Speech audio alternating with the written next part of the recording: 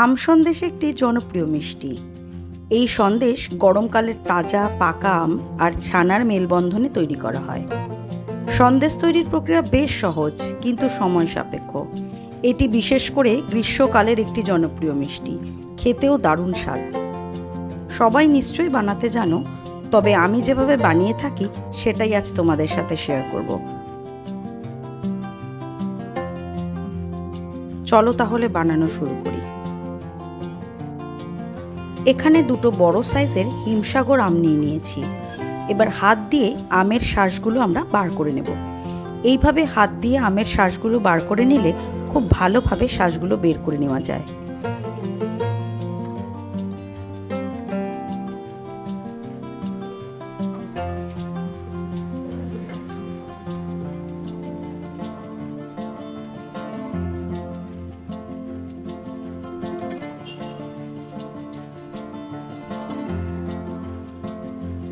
আঠিগুলো বাদ দিয়ে আমরা শাঁসগুলো ভালো করে বার করে নিয়েছি। এবার আমের শাঁসগুলো আমরা মিক্সিতে নিয়ে ব্লেন্ড করে নেব।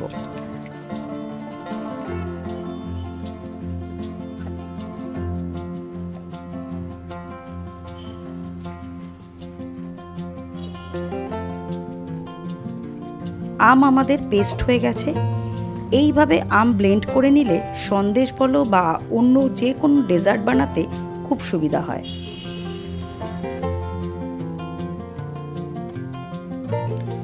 সন্দেশ বানানোর জন্য আমাদের আসল উপকরণ হলো ছানা। এখানে আমি 300 গ্রাম ক্রিম পনির নিয়েছি। দুধ কাটিয়ে ছানা বানানোর ঝামেলা ছাড়াই খুব ভালোভাবে এই সন্দেশ তৈরি হয়ে যাবে, আর টেস্টও কোনো তফাৎ থাকে না। ছানাটাকে হাত দিয়ে ভালো করে ভেঙে নেব। ছানা আমাদের ভাঙা হয়ে গেছে। এবার হাতের তালু দিয়ে ডলে ডলে ছানাটাকে স্মুথ বানিয়ে নেব।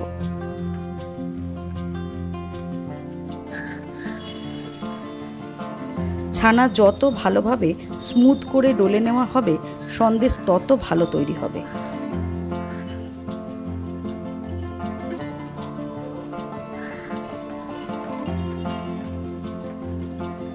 এইভাবে হাত দিয়ে ডলে ডলে ছানাটাকে স্মুথ করতে আমার 4 থেকে 5 মিনিট মতো সময় লেগেছে। ছানা মাখা তৈরি হয়ে গেছে। এবার আমের পেস্টটা জাল দিয়ে নেব। তার জন্য একটা কড়াই গরম করে তাতে আমের পেস্টটা দিয়ে দেব,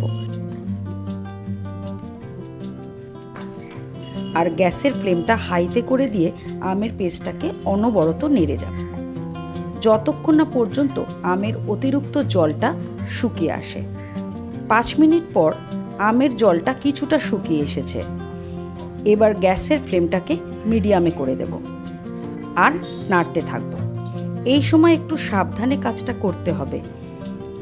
এই সময় আম খুব ছেটকায়, ছিটে গায়ে আসার সম্ভাবনা থাকবে।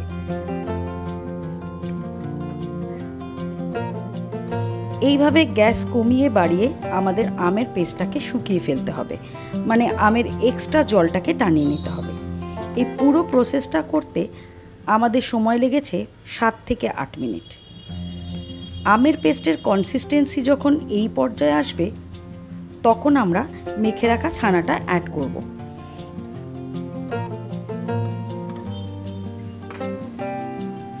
এবার ছানাটাকে আমের সাথে ভালো করে মেশাতে থাকব।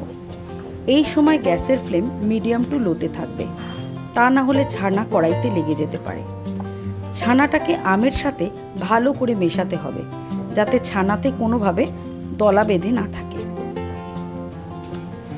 মিশ্রণটাকে ততক্ষণ নাড়তে হবে যতক্ষণ না পর্যন্ত ছানা আমের মিশ্রণটা কড়াই থেকে ছেড়ে আসছে। মিশ্রণটা যখন অনেকটা জমাট বেঁধে আসবে, তখন আমরা এর মধ্যে দেব 4 টেবিল স্পুন মতো চিনি আর 3 টেবিল স্পুন মতো গুঁড়ো দুধ।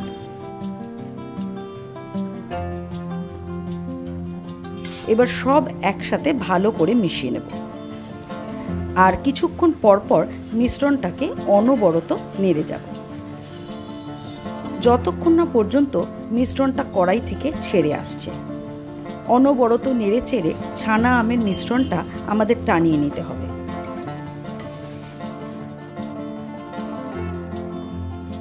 মিশ্রণটা দলা দলা হয়ে এসেছে। মিশ্রণটা দলা দলা হয়ে কড়াই থেকে ছেড়ে আসছে।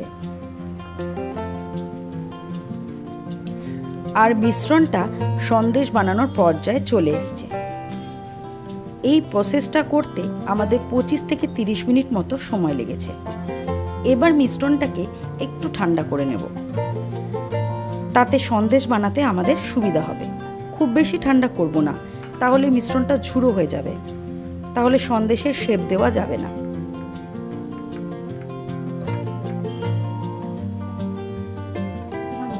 কিছুটা ঠান্ডা হয়ে এসেছে, এবার আমরা সন্দেশ বানিয়ে নেব।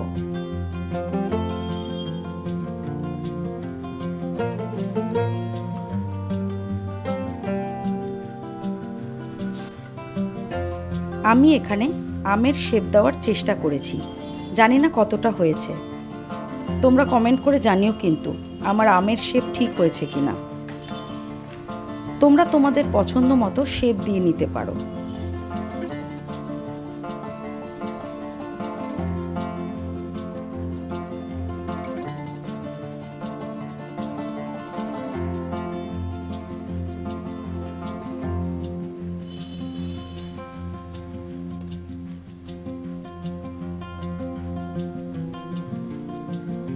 আমি এখানে আরও এক রকমের শেপ দিয়ে নিচ্ছি।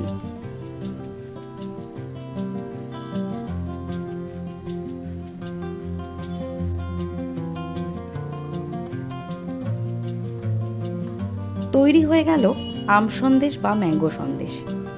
ভিডিওটা তোমাদের কেমন লাগলো কমেন্টস করে জানিও কিন্তু। ভালো লাগলে লাইক আর বন্ধুদের সাথে শেয়ার করো।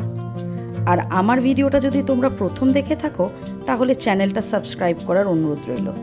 আবার দেখা হচ্ছে অন্য কোনো রেসিপি নিয়ে পরের ভিডিওতে।